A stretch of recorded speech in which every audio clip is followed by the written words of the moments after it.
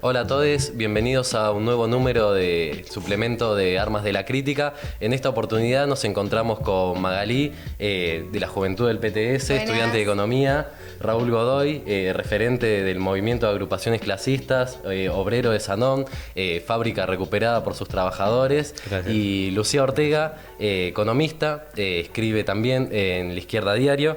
Y bueno, el objetivo de esta mesa también es poder intercambiar un poco sobre la situación coyuntural que venimos atravesando, un nuevo acuerdo con el fondo y bueno, en qué escenario nos encontramos actualmente, ¿no? Sí, totalmente. El gobierno anunció un nuevo acuerdo con el fondo, fortaleciendo una orientación económica al servicio del gran capital, ¿no? Estableciendo un régimen entre bandas, sacando parcialmente el cepo, después de venir de quemar reservas a lo loco para que no se dispare la inflación. Vemos que eso vuelve a repercutir en la inflación. Queríamos ver un poco qué nos podés contar, Luz, sobre esto. El gobierno ya ha dicho que era inmoral ir al fondo, ¿no? Que era un fracaso pedir un acuerdo con el FMI. Ahora lo festejan, ¿no? ¿Qué nos puedes contar de esto? Y también saber un poco por qué el dólar no se fue rápidamente a 1.400. ¿Cuáles son los negocios que hay atrás? Como bien decís vos, Maga, el FMI festejó el acuerdo y lo que nosotros usualmente usamos para graficar qué es lo que está pasando y qué hay detrás de ese acuerdo, es la idea de que es un rescate al gobierno de Milei, no al pueblo trabajador, sino un rescate, y de que lo que nos está tirando, o lo que le está tirando en primera instancia a Milei, es un salvavidas de plomo. Es decir, lo está rescatando de una situación muy crítica, a pesar de que ellos dicen y salieron a festejar, ¿no? Y Milei hizo una cadena nacional diciendo que somos el mejor alumno del FMI, casi como replicando esta cuestión del menemismo. Ustedes no se acordarán que decíamos que hacíamos todos los deberes, aplicábamos todas las recetas y nos va a ir re bien, así terminó. Y Milei salió a decir que éramos el mejor alumno del FMI, sin embargo tuvo que salir a pedir ese rescate. Yo creo que lo festejó un poco porque es una cuestión de cómo vas a presentarlo hacia afuera, medio siguiendo la estrategia de Trump de que cada derrota la presentás como si fuera una victoria, pero en realidad lo que hay de fondo es la necesidad de esos dólares porque el Banco Central se estaba quedando sin dólares y esto nos lleva a ese esquema, ¿no? que el gobierno tuvo que negociar con el FMI a pesar de que Caputo había dicho no vamos a devaluar porque el tipo de cambio estaba muy bajo. Tuvo que ceder ante la exigencia del fondo de que establezca un nuevo régimen cambiario, que no es directamente una devaluación, entonces juegan con esa idea, bueno, mirá que no devaluamos, el primer día saltó el dólar bastante y había una idea de que iba a irse al techo de la banda, que está entre 1.000 pesos y 1.400 pesos, como vos bien dijiste, y si bien saltó, después se pudo controlar, pero sobre la base de una serie de mecanismos artificiales con el que lo están sosteniendo, porque lo que hay de fondo en este régimen que viene desde el año pasado, del dólar barato, es que es insostenible. ¿Por qué decimos que es insostenible un dólar barato? Porque no es que hay un cambio productivo, no es que hay un salto en la productividad, nuevos ramas industriales que se están desarrollando, un desarrollo nacional. Al contrario, estamos hace muchísimos años en un estancamiento económico y viene de los últimos 2 años una caída de la actividad económica, mayor precarización que vivimos todos. No es sostenible ese dólar, ¿no? Entonces, ¿cómo lo sostuvieron estos primeros días? Bueno, con la receta de Caputo, endeudándose, ¿no? O sea, salió a emitir un nuevo BOPREAL, que es un bono que le da a los importadores para que los importadores no se aprovechen ese dólar barato y no demanden más dólares al Banco Central. Y sobre todo, con una promesa de un nuevo ciclo de ganancias fáciles al capital financiero, que es esta idea del carry trade, que lo dicen en inglés también para que suene que es más bonito, pero ya lo conocemos, le llamamos bicicleta financiera, que es: vino toda esta plata al fondo, primero un desembolso de 12.000 millones, más un préstamo adicional del Banco Mundial. Vino ese desembolso que dice, che, tenemos estos dólares acá, fresquitos, ¿sí? ¿Para qué se van a ir rápido al techo de la banda y presionar por una devaluación? Si les vamos a dar un esquema en donde les vamos a facilitar ganancias fáciles en dólares, por 6 meses, bánquennos hasta las elecciones y después lo pueden retirar, porque sabemos que va a venir una devaluación eventualmente. Ese es el truco, ¿no? Entonces dice, no se lo lleven rápido a 1.400, les vamos a garantizar ganancias. Ustedes lo que tienen que hacer es venir a invertir en pesos, que les vamos a garantizar que el dólar va a seguir barato. Gracias a esta entrada de dólares adicionales, facilitó la inversión inversionistas no residentes, o sea, no solo a los grandes capitalistas locales, le dice, llévense parte de la operatoria del aparato productivo al sector financiero para saquear, ¿no? Ahí, porque tienen estos dólares del FMI para poder disponer, sino también a inversores externos a que vengan a traer dólares de corto plazo especulativo que sabemos que posteriormente se los van a fugar. Entonces, para hacer atractivo el peso también subieron la tasa de interés, ¿no? Claro, tienen que subir la tasa de interés, y esta es una historia que ya la vivimos. Ayer hablábamos con compañeros de trabajo, yo había leído una nota que salió hace poco, una frase muy ocurrente que me gustó mucho, que dicen que a Caputo el FMI lo controla como si fuese un adolescente con tarjeta de crédito ajena. Es que está buenísima la frase. Dice, claro, lo están controlando porque le están diciendo, vos te podés endeudar, le podés pagar la fiesta a tus amigos, pero lo controlan. Y Caputo eso lo presenta como que le están dando un apoyo. Y le dice, che, mirá que viene el secretario del Tesoro norteamericano y nos está dando un apoyo. Viene todos los días a visitarnos, dice. Claro, pero no es que le están dando un apoyo, le están controlando. Y le están controlando los negocios al capital financiero internacional, que está viendo, en el marco de una crisis internacional y de gran incertidumbre, está viendo un nicho de negocios fáciles y a corto plazo en Argentina. Claro, o sea, hay un sector de la especulación financiera que recibe información privilegiada, ¿no? Para hacer sus negocios, e incluso previo al anuncio de la quita del cepo hubo una compra récord de dólares. Bueno, hay gente a la que le llega la información. ¿Cómo se podría hacer para justamente evitar la fuga de capitales, los negocios de la timba financiera? Y está buena la pregunta, porque yo venía pensando y escuchando mucho en la radio, sobre todo gente más grande, pero ustedes por ahí también lo han escuchado, que quienes no han vivido la crisis del 2001, pero lo conocen los efectos, de esta sensación de, che, esta historia ya la vivimos, como que estamos en un loop permanente, ¿no? Donde sabemos que no va a terminar bien, porque cada vez que viene el FMI no termina bien, y lo estuvimos viendo en los últimos años. Y yo creo que sabemos que esta vez no va a ser distinto. ¿Y por qué sabemos que esta vez no va a ser distinto? Porque, como decías, la información privilegiada con los grandes grupos económicos locales y extranjeros, con el sector financiero, con los bancos, son los grandes exportadores, son los mismos sectores que anteriormente nos estallaron la calecita, y ahora son los mismos que están dirigiendo este proceso, y lo están haciendo de la misma manera, con este ciclo que llamamos de carry trade, que el año pasado se implementó, que vimos cómo estalló en 2018, algo similar en la crisis del 2001. Entonces, son los mismos que están repitiendo el mismo mecanismo de saqueo, y que además controlan los sectores, los resortes fundamentales de la economía, por ejemplo, los bancos. O sea, los bancos facilitan la fuga de capitales. Entonces, ¿qué vamos a hacer? Vamos a decir, bueno, ya sabemos cómo va a terminar, nos queda resignarnos, nos ofrecen un modelo a lo Perú de precarización laboral. No tienen ningún interés en el desarrollo nacional. Entonces, si estos grandes capitalistas no tienen ningún interés en el desarrollo nacional, bueno, ¿quién sí realmente tiene interés en vivir mejor, en no dejar la vida en el trabajo, en que no nos vuelvan a saquear nuestros ahorros? Bueno, los trabajadores del pueblo pobre. Me parece que tenemos que pensar un cambio verdaderamente estructural, porque el dólar es insostenible, este esquema eventualmente nos va a llevar digamos, a una nueva devaluación de nuestros ingresos. Pensar un cambio estructural en donde los trabajadores seamos los protagonistas, ¿no?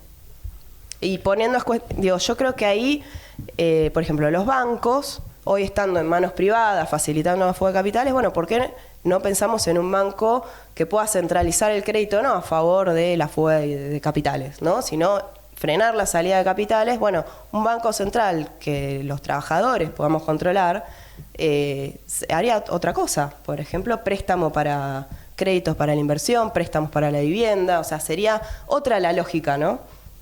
Bueno, sí, por lo que fuiste desarrollando, sabemos que el FMI no implica algo bueno para las grandes mayorías trabajadoras. Y más en este sentido, ¿no? Pero profundamente, concretamente, ¿qué implica en un país como el nuestro volver a un acuerdo de esta envergadura?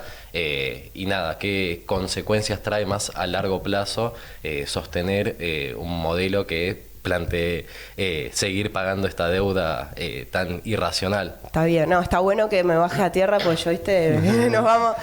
Concretamente yo creo que el FMI, y esto tenemos que discutirlo, el FMI sabe que está prestándole a un país que no lo va a poder devolver.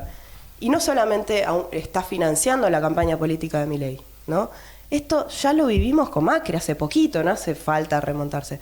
Están otorgando un préstamo impagable que va a implicar solamente al fondo vencimientos por más de 10.000 millones de dólares, que es una locura, sumado a la fiesta de la deuda con los inversores privados, ¿no? Con los fondos buitre. Es un préstamo impagable. Ellos están proponiendo que es un rescate y que a la larga Argentina con esto va a poder volver a los mercados internacionales de crédito y que entonces ahí nos vamos a poder endeudar no solamente con el fondo, sino con otros, ¿no? Y es una deuda que se paga con deuda. El acuerdo con el FMI es la misma receta de siempre, o sea, que dice que el problema somos los trabajadores, que queremos más derechos, que queremos mejor salario, ¿no? Que queremos una educación pública, una salud pública, queremos vivienda. Ellos dicen, no, hay que ajustar más el gasto, tener un superávit mayor, hay que ir por más privatizaciones, recorte de tarifas, o sea, todo eso está en el acuerdo, ¿no? Recorte de tarifas que implica, recorte de subsidios que implica aumentar las tarifas, salvo para los sectores que digamos, muy focalizados, que realmente no lo pueden pagar. Entonces, ajustar todo eso es una receta que ya vimos, lleva más ajuste, eso frena la economía, nos termina de dejar sin dólares, ¿no? Y a la larga, el problema es si vamos a seguir legitimando, validando este tipo de acuerdos. Como ya pasó en el 2022, que se dijo el préstamo de Macri fue para la fuga de capitales, se quedó demostrado por una investigación del Banco Central que se fugaron 86.000 millones de dólares durante el gobierno de Macri, y finalmente se reestructuró la deuda con el fondo, se reestructuró la deuda con los fondos buitre, teniendo la posibilidad de declarar que era impagable, que había sido una estafa. Bueno, acá estamos en una nueva estafa. ¿Lo vamos a permitir o no? Yo creo que ese es el punto, y que sabemos que no es nada bueno para los trabajadores, ¿no? Sí, totalmente, y aparte tiene repercusiones que estamos viviendo ya, ¿no? O sea, los indicadores económicos muestran la caída del consumo, cómo aumenta la inflación, cómo pierde el poder adquisitivo, que incluso dan datos engañosos de alguna manera porque anuncian que el ingreso supera la inflación en febrero, pero vemos que es porque hay un aumento de las horas de trabajo, hay horas extra, hay pluriempleo, o sea, no se aumenta el salario, sino que la gente recibe un ingreso mayor producto de tener peores condiciones de vida, ¿no? De aumentar su trabajo. Entonces, vemos ese ajuste que ya es brutal en educación, en salarios, en jubilaciones. Los jubilados recibieron la peor parte del ajuste de este gobierno. Queríamos preguntarte, Raúl, ¿cómo ves que impactan desde estas noticias, de estos anuncios, allá las repercusiones concretas del ajuste enorme que está llevando adelante el gobierno? Bueno, de alguna manera este nuevo plan, no está vuelta de tuerca con el plan del FMI, llueve sobre mojado, porque ya se venía arrastrando décadas de precarización laboral, de pérdida de derechos, de degradación del salario. Es decir, oficialmente el salario mínimo vital y móvil es de 289.000 pesos. 289.000 pesos el salario mínimo. Eso es lo legal, eso es lo que está. Esos son números incontrastables y es terrible.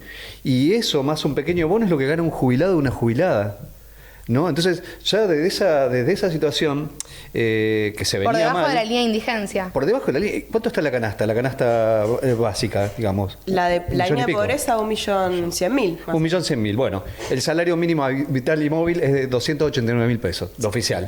Bueno, perdón, la canasta familiar es mucho más alta. Yo te digo, la línea de pobreza que no es una canasta de vida digna, digamos, mínimamente. Yo le pregunto a ella porque es economista y tiene los números claros.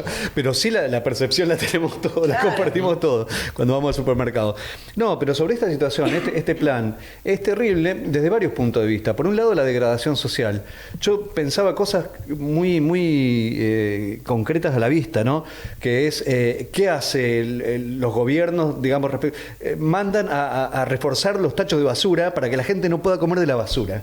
Es decir, es brutal. Es decir, vos caminás por los barrios de la ciudad de Buenos Aires y la política que hay, a ver, ¿cómo abordamos la situación de miseria, de degradación, que la gente se muera de hambre. Le taponamos los tachos de basura para que la gente no pueda comer de ahí. Bueno, es brutal lo que estamos viviendo, la degradación. Ahora, ¿es el piso? Yo creo que no.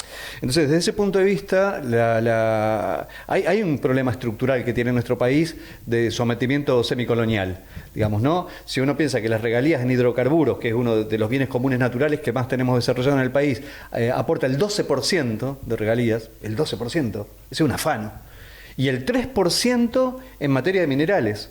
O sea, de toda la extracción mineral, las empresas legalmente aportan el 3%. Esto de Milei, no, hace décadas que es así. Totalmente. Décadas de saqueo. Entonces, esto es como, es pegarle 3 vueltas de tuerca a este. Así no hay ningún país que pueda salir a flote, no hay, es una colonización absoluta.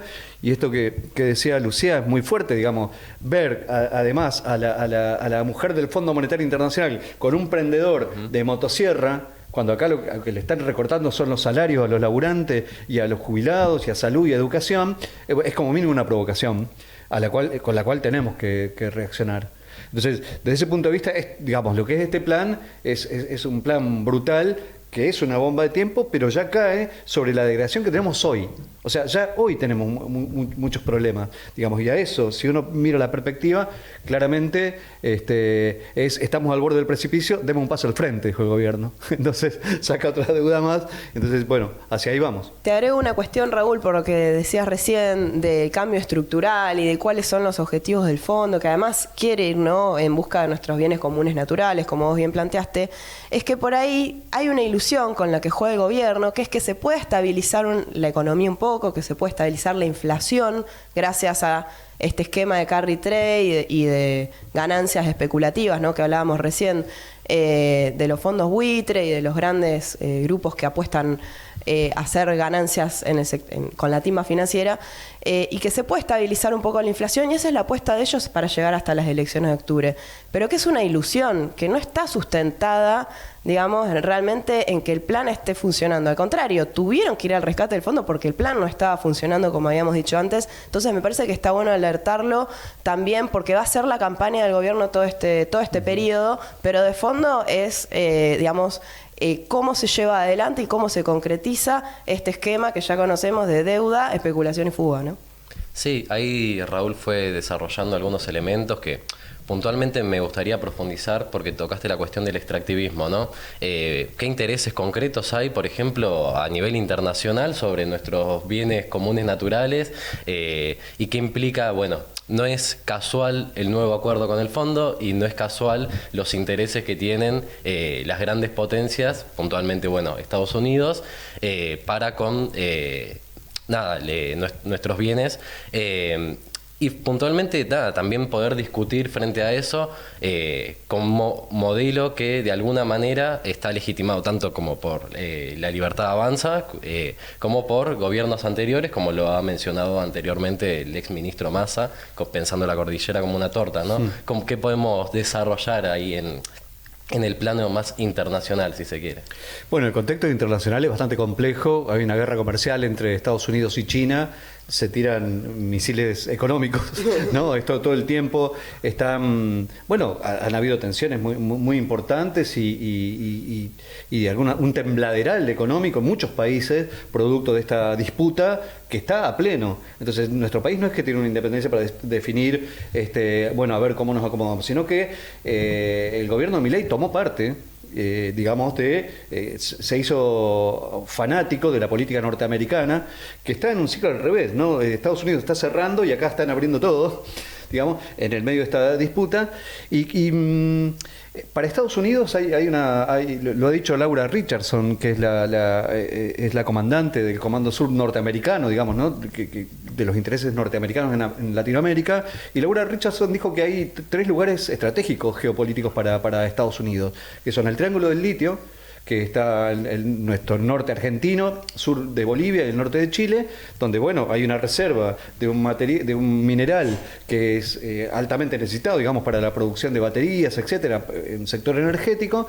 Vaca Muerta, que es otra región que tiene un gran interés para este gobierno, que después me puedo referir, y el acuífero Guaraní, que es la segunda reserva de agua potable más importante a nivel mundial. Entonces, desde ese punto de vista hay intereses muy fuertes internacionales. Por eso, abordar esta crisis tenemos que hacerlo, para ser realista, abordarla de forma internacional y con una mirada internacionalista, tanto desde el ataque que tenemos como la respuesta que tenemos que dar. Por ejemplo, y desde este punto de vista las respuestas ya empezaron. Digamos, ¿no? Por ejemplo, estos días atrás vimos en Cueva del Inca, en Jujuy, donde comunidades collas tuvieron que defenderse de un desalojo. Ahí estuvo nuestra compañera Natalia Morales, nuestro compañero Alejandro Vilca, del Frente de Izquierda, bueno, estuvieron acompañando a las comunidades. Pero estos días también se está llevando adelante una movilización muy importante por parte de la Confederación Mapuche en defensa del lago Marimenuco, que es una reserva de agua potable para toda la región del Alto Valle, de Río Negro y Neuquén, por ejemplo, donde van a hacer fracking, donde las empresas están avanzando. Y esto yo lo que quiero decir, me extiendo un poquito nada más acá, es que ahora hay un redoble, pero esto viene de antes. Digamos, el acuerdo con Chevron para establecer el fracking en Neuquén de forma brutal fue bajo el gobierno de Cristina Kirchner. Digamos, con un acuerdo con cláusulas secretas que implicó imponerlo con represión. Se votó a libro cerrado. De hecho, yo tuve una causa federal por haber estado en las manifestaciones. Yo en ese momento fui diputado provincial por el PTS en el Frente Izquierda, pero no solamente hablamos dentro de la legislatura, sino que hablamos en las calles, como es nuestra práctica, el Frente Izquierda. Y desde ese punto de vista, bueno, lo impusieron a palazos. Incluso un profesor universitario, Barreiro, tiene una bala de plomo todavía en su pulmón, producto de esa represión, para imponer el acuerdo con Chevron. Entonces, a todos esos acuerdos ahora es esto, y en un contexto internacional más complejo, donde hay una guerra brutal en Ucrania y Rusia, y por otro lado tenés un genocidio como el de Gaza. Entonces, no es un rayo en cielo sereno. Estos planes también van acordes a las necesidades. De hecho, yo creo que de alguna manera, no sé, corregime, pero se le está entregando el timón de la dirección económica al Fondo Monetario Internacional, el timón de la economía argentina. Sí, no, totalmente, no tengo nada para corregirte. Bueno, pero es brutal. Sí, o sea, es. Ya, yo pensaba, ni siquiera es un cogobierno, ¿no? Directamente le están diciendo, bueno, ¿qué hacemos acá, no? Un tutelaje permanente, el gobierno permanentemente teniendo que rendir cuentas y diciéndole, bueno, a ver, ¿qué regulaciones yo te puedo quitar para que los capitales puedan venir a hacer sus negocios? Y como vos decías, no queda nada en la Argentina, ¿no? Claro. Sí, y se ve muy claro los acuerdos con el fondo que también implican no que devuelvas cada dólar, porque bueno, es impagable, como bien contaba antes Lu, sino también justamente el sometimiento que implica, por ejemplo, el saqueo de bienes comunes naturales, ¿no? O sea, los intereses del FMI en la región, en los países a los que les da deudas que son completamente ilegítimas, están muy ligados al saqueo que aplican después, ¿no? O sea, por un lado todo el ajuste en salud, en educación, en la calidad de vida de las grandes mayorías, e incluso planteando reformas, ¿no? Como es subir la edad jubilatoria, la reforma laboral y también el saqueo de todos los bienes comunes naturales, y que eso se lo pasa con represión a todas las comunidades que van a defender todos los bienes que vienen a saquear, ¿no? Sobre todo el agua también. El agua, como vos decías, ¿no? Es un bien fundamental para nuestra vida y de repente ya se le están disputando, ¿no? Sí, el acuerdo con Mecorota ahí también hay que mencionar en medio de, la guerra entre el genocidio que está llevando adelante totalmente. El y Mecorota casi haciendo negocios. Claro, totalmente. Israelí. No. Por eso es el contexto internacional y una mirada internacional de esta crisis y también de la solución a esta crisis, si no es internacional, es nulo. Tenemos un balde en la cabeza para pelear y para enfrentar estos planes. No, y que muchas veces se ha discutido y se ha planteado desde el Frente de Izquierda, que incluso plantarse frente al fondo, investigar la deuda, hacer un desconocimiento, puede ser en conjunto con un montón de países, ¿no? Que también sufren las políticas de ajuste y de saqueo del fondo. Mira, yo pensaba, siempre pienso lo siguiente, porque este alineamiento de Milei con lo más reaccionario de la política internacional, como es el Estado sionista de Israel, genocida, de Donald Trump, etcétera, genera que también internacionalmente haya una mirada sobre Argentina. Argentina, sobre nuestro país, y haya mucha simpatía sobre la resistencia que estamos haciendo en este país. Por ejemplo, la lucha de jubilados trascendió las fronteras. Es decir, la lucha de nuestros pueblos originarios también trasciende las fronteras. La lucha de nuestra juventud, es decir, todo lo que significó 24 de marzo, el 8 de marzo, la pelea de las mujeres, claro, ¿no? Esta reacción que hubo al discurso de Davos homofóbico, bueno, una respuesta masivísima. Sí, con una multitud, Entonces, fue multitudinario, pero con mucho impacto internacional también. Es decir, las manifestaciones de solidaridad que se generarían con un pueblo en resistencia, yo creo que son mayúsculas. Desde ese punto de vista, si uno dijera, bueno, una campaña contra el Fondo Monetario Internacional, ¿no? Pensar cómo hacemos. Bueno, de hecho, en Kenia hubieron manifestaciones multitudinarias estos días. Va a dar cobertura Ideas de Izquierda, si la Izquierda Diario lo pueden encontrar. Pero bueno, han habido manifestaciones. O sea, no podemos mirar solamente lo que tenemos alrededor. Digamos, hay que tener este contexto internacional y parte del contexto internacional son las luchas de resistencia, ¿no? Y fenómenos juveniles. Incluso, por eso, hablaba del genocidio en Gaza, todo el movimiento que se generó a nivel internacional solidario con el pueblo palestino fue enorme. Movilizaciones históricas en Inglaterra, Sí, bueno, la en toma Francia, de universidades en Estados Unidos. Bueno, entonces, ¿cómo va hermanada, ¿no? La lucha contra estos planes imperialistas del cual nuestro gobierno se hizo parte y se hizo cara visible acá en la región? Bueno, regionalmente también tenemos que pensar la autodefensa, digamos, de cómo enfrentamos esos planes en forma hermanada con nuestros pueblos hermanos. Sí, yo creo que también pensábamos, o hablábamos más temprano, esta cuestión de que muchas veces te dicen, bueno, pero las deudas se pagan, ¿por qué vos no te prestaron esta plata? ¿Por qué no la vas a devolver? Primero, hay que decir, Argentina estuvo pagando. Argentina estuvo pagando y mucho, no solamente a los bonistas, sino al Fondo Monetario. Permanentemente estamos pagando intereses de deuda. En los últimos años se pagaron 12.000 millones en intereses de deuda. Entonces, es un montón de plata que sale. Sin embargo, el capital queda igual, ¿no? Porque te prestan el capital, pero después te van cobrando los intereses. Nunca se puede volver porque dentro de unos años hay que hacer los pagos más importantes y te dicen, bueno, pero vos, ¿por qué decís que no hay que pagar? Nosotros decimos, no. A ver, yo creo que los pueblos tienen el derecho, es legítimo que digan, si vos me estás imponiendo a mí una deuda que yo nunca veo, porque nunca vemos un peso invertido en nada, no nos viene nada de eso a nosotros, sino que, como decimos, hay grandes capitales que hacen ganancias y lo fugan a los paraísos fiscales o lo fugan a sus casas matrices. Eso no nos queda a nosotros. Nosotros tenemos el derecho totalmente a desconocer soberanamente, porque es algo que no queda en el país, no viene al desarrollar el país. Y también pensaba, ¿no? Cuando Ecuador hace unos años resistió a los planes de ajuste por el acuerdo con el fondo, a nosotros lo vimos con buenos ojos. De la misma manera que vos decís, bueno, si nosotros nos paramos, los sectores oprimidos del resto de Latinoamérica, del mundo, también van a ver bien y hay que lograr conquistarnos esa hermandad para rechazar al Fondo Monetario. Es una deuda que tiene una connotación en el derecho internacional que se le llama deuda odiosa, porque el FMI sabe y está totalmente a la vista de que nos está prestando un dinero que nunca le vamos a poder pagar. Entonces, ¿por qué hace eso? O sea, ¿a quién se le ocurre, a qué banco, a quién se le ocurre prestarle a alguien que sabes que no te va a devolver? Bueno, solamente para exprimirlo más, para asfixiarlo más, para imponer tus condiciones, como recién estaban hablando. Sí, ahí hablamos de una cuestión básica de soberanía nacional. No es que estamos profundizando mucho más en otro tipo de aspectos económicos. Que ni siquiera estamos planteando una socialismo frente a esto. Totalmente. Sí, y aparte el gobierno del Frente de Todos que tuvo la posibilidad de, aunque sea, investigar la estafa de la deuda macrista, ¿no? Como planteó el Frente de Izquierda, no lo hizo. Entonces, es el mismo fondo. En Argentina tiene una larga historia de hace décadas, 29 acuerdos. En la dictadura pegó un salto enorme la deuda externa. Ese mismo fondo, y es clave una juventud que quiera enfrentarse a los planes del FMI, que son los que ya conocemos, que son los que quieren profundizar, y que en ese sentido empecemos por investigar lo que es una estafa impagable que viene acompañado con planes muy concretos. Y en ese sentido pensar también cómo podemos, ¿no?, enfrentar todos estos planes de ajuste.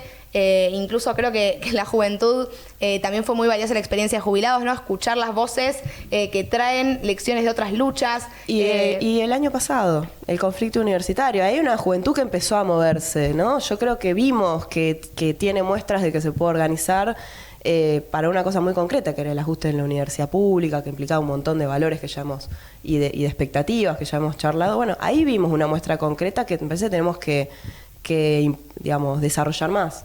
De cada lucha puntual, de cada lucha por pequeña que sea, hay que poner un horizonte y hay que apuntar a la cabeza. Si no, son peleas parciales, resistencias parciales de cosas parciales. Sin embargo, esto tiene un plan central, digamos, que ellos lo tienen muy claro. Los que tenemos que clarificar entre nosotros es entre la vanguardia que lucha, asumir un programa que sea integral, que tome las demandas del conjunto del pueblo trabajador y de un horizonte. Y, por ejemplo, del Fondo Monetario necesitamos una ruptura. Sin ruptura con el Fondo Monetario Internacional es imposible avanzar en cualquier otro tipo de demandas. Es decir, cómo pensar defender el Hospital Bonaparte, el Garrahan, el Posada, es decir, toda la salud pública, si no hay presupuesto, si hay un saqueo permanente del Fondo Monetario. ¿Cómo pensar en el aumento salarial si te ponen un cepo al salario? Eso no se lo han sacado nunca, el cepo al salario con salario de miseria y debajo de la línea de indigencia. Si no pensás que tenés que enfrentar a lo central del plan, que es el plan del Fondo Monetario Internacional, que agarró el timón de la economía. Yo eso lo vuelvo a repetir porque esto es importante decirlo. Digamos, es un nivel de dependencia donde ya los tipos vienen todos, acá los festejan como una visita, pero no es una visita, digamos, un control absoluto, digamos, y ya, no sé, colonial brutal. Entonces, yo creo que las peleas han empezado, pero hay que darle este horizonte apuntando arriba. Y construir la unidad, ¿no? Construyendo la unidad. Claro, Sí. Concretamente, por ejemplo, por lo que mencionaba Raúl, creo que nos acordamos de las marchas en las que hemos transcurrido, de la marcha universitaria puntualmente, en la que no solo participamos estudiantes, sino que también participaban muchísimos trabajadores ahí en apoyo a la educación. Creo que también lo mismo se vio reflejado en otras instancias con estudiantes llevando su apoyo y solidaridad en las distintas luchas. Bueno, mencionabas el Bonaparte como por ejemplo, pero no son ejemplos que quedan aislados, sino que también, bueno, ver más allá de esa unidad, cómo la trasladamos a otra instancia donde podamos seguir construyendo, debatiendo y profundizando aún más qué estrategia y qué tareas tenemos todos estos luchadores potencialmente que nos encontramos en la calle para seguir pensando cómo enfrentar este gobierno, cómo enfrentar el ajuste y, bueno, cómo enfrentar un nuevo acuerdo con el fondo. Sí, bueno, de hecho estos días, bueno, el 1 de mayo vamos a hacer un encuentro de trabajadores y estudiantes desde el movimiento de agrupaciones clasistas, que es una red de agrupaciones en todo el país, y también desde las distintas agrupamientos de agrupaciones juveniles. Vamos a hacer un encuentro en común que, bueno, tengo mucha expectativa al respecto, mucho entusiasmo, donde vamos a hacer una jornada de reflexión y debate también. Va a tener comisiones, este 1 de mayo, las reuniones con comisiones en las cuales poder debatir justamente cómo le damos un horizonte, unificando las luchas, coordinándolas y armándonos con un programa en común, ¿no? Tenemos varios puntos en común para unificar y buscando esa coordinación. Incluso también con propuestas concretas que queremos llevar, que es una es esta, ¿no? La de cómo enfrentamos al Fondo Monetario Internacional, apelando a la solidaridad internacional, solidarizándonos además con trabajadores y trabajadoras que en el mundo enfrentan estas políticas. Hay un caso particular en Francia de nuestros compañeros y compañeras procesadas por defender la causa palestina, como el compañero Anas Kassif y un grupo de compañeros y compañeras. Queremos expresar nuestra solidaridad y que se exprese este encuentro. Entonces, yo creo que necesitamos estos espacios también para escucharnos, también para intercambiar y para construir en común, digamos, esta solidaridad, para ir después a batallar a nuestros lugares de trabajo. Porque no es que el 1 de mayo vamos a saldar toda la discusión en un encuentro nuestro, sino que la idea es justamente cómo salimos de ahí a batallar en cada uno de los espacios en común, que los hay, y muchos, para unificar esta lucha y que tenga un sentido, digamos, centralizado. Es decir, hay mucha dispersión en la resistencia. Y entonces también hay que el papel de los sindicatos, ¿no? Sí, me total. parece que nosotros necesitamos la continuidad de ese plan de lucha, que no alcanza con un paro aislado, ¿no? Por esto que vos decías de que, bueno, hubieron expresiones de todo tipo y tenemos una CGT, digamos, que hizo un paro para descomprimir. Nosotros, si realmente necesitamos imponer un no pago y un rechazo al acuerdo con el fondo. Y bueno, hay que justamente unificar todas esas luchas para exigir una continuidad de ese plan de lucha. Muy bien, acá la secretaria general me acaba de hacer una acotación muy, muy importante, porque justamente lo que demostró el último paro nacional, que a pesar de que las centrales sindicales, la burocracia lo convoca casi por compromiso, mostró la fuerza vital que tiene la clase trabajadora y la fuerza vital que aún existe en los sindicatos. Entonces, ¿cuál es la tarea nuestra? Es cómo hermanar esas luchas que no sean corporativas, que no sean solamente sino un plan de lucha, pero que tome las demandas del conjunto, incluso de la juventud precarizada que no tiene ningún tipo de representación. Y esto es muy importante, porque hay una franja muy grande de jóvenes que ni siquiera conocen lo que es un sindicato, no conocen lo que es un aguinaldo, no conocen lo que es un convenio colectivo de trabajo. Entonces, los sindicatos tienen la obligación de unir esas filas, de abrir esas puertas, de generar espacios, de generar, y si no lo tenemos que hacer nosotros. Y desde ese punto de vista, conquistar lugares es muy importante para nosotros, comisiones internas, cuerpos delegados y sindicatos, para desde ahí desarrollar una política que trascienda las fronteras sindicales y tome, porque esto es una lucha política. El ataque. Claro. Entonces hay que decirlo claramente y con todas las palabras. Eso es político. Sí, totalmente. Porque hay planes, los planes económicos son políticos. Y entonces nuestra defensa, si no es política, estamos muertos. Sí, yo creo que se ve muy concreto la necesidad de encontrarnos a debatir, a sacar conclusiones de las luchas que ya venimos dando, esas luchas que ya existen, pero que tenemos que potenciar en unidad con los sectores que nos vamos a encontrar, con los mismos enemigos, ¿no? Yo creo que, por ejemplo, una conclusión muy importante que sacamos después de las marchas masivas del movimiento estudiantil fue con quiénes sí vamos a pelear y con quiénes no, ¿no? Los estudiantes tenemos que construir una unidad con los docentes, no con las autoridades de la universidad, por ejemplo, como Jacobiti, que después negocian con el gobierno, le votan las leyes, dejan tirados a nuestros docentes y negocian presupuesto. O sea, con los trabajadores de educación, una unidad muy importante, y después va a haber todo otro sector que va a querer transar con este gobierno, ¿no? Y negociar por abajo de la mesa. En ese sentido, poder tener un encuentro, debate, un espacio. El acto va a ser el 1 de mayo, el Día Internacional del Trabajador, en la cancha de Ferro. Muy buen lugar para hacer un encuentro, debate a las 2:30 de la tarde. Es clave que difundamos esta invitación entre conocidos, entre todos los sectores que tienen ganas, ¿no?, de discutir cómo vamos a hacer para enfrentar el plan de ajuste del gobierno de Milei, este nuevo pacto con el fondo, qué errores anteriores, ¿no?, qué conclusiones sacamos de las luchas que venimos dando, qué faltó, cómo se construye esta unidad, cómo se supera a los que quieren dividir, ¿no? También, o a los que van y le pegan un palito al trabajador estatal que gana 400.000 pesos, al trabajador de la salud, ¿no?, como estuvimos escuchando estos días. Tenemos que dar una pelea en unidad y con un discurso y enemigos que son los mismos de todos los sectores, o sea, los trabajadores que vienen perdiendo enormemente su poder adquisitivo, una juventud a la que se le ofrece un trabajo sin derechos, como decías, sin aguinaldo, sin vacaciones e incluso cambiando de trabajo cada 3 meses, ¿no? Porque esos son los contratos, trabajos que son cada vez más precarizados, que incluso te quieren sacar de las manos la posibilidad de estudiar porque tienes que trabajar todo el día, es imposible realmente.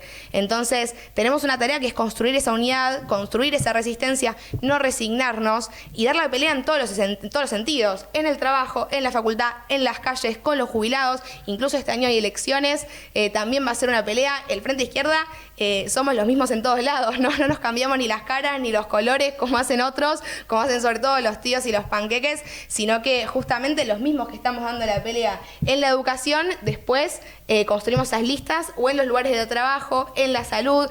Bueno, ustedes han sido candidatos muchas veces, ahora en Capital Federal, Luca Bonfante, referente de la UBA, va a ir como candidato, pero así es en todo el país, ¿no? Como Keila, una referente enorme en Jujuy, Agustín en Río Negro está dando una pelea en la Federación de Comahue, Lautaro en Rosario. O sea, hay un montón de referentes estudiantiles, trabajadores de la salud, de la educación, de un montón de luchas, jubilados incluso, que componen las listas del Frente Izquierda, que son los mismos, que participan de estos encuentros, de la lucha en las calles y que creo que buscan representar la voz de un montón de trabajadores que se encuentran en la misma situación. Creo que es importante justamente buscar que todo eso confluya y se potencie, ¿no? Sí, parafraseando a uno de los mártires de Chicago, cuando lo llevaban a la horca, El tipo decía, mi más ardiente deseo es transmitir quiénes son nuestros amigos y quiénes nuestros enemigos.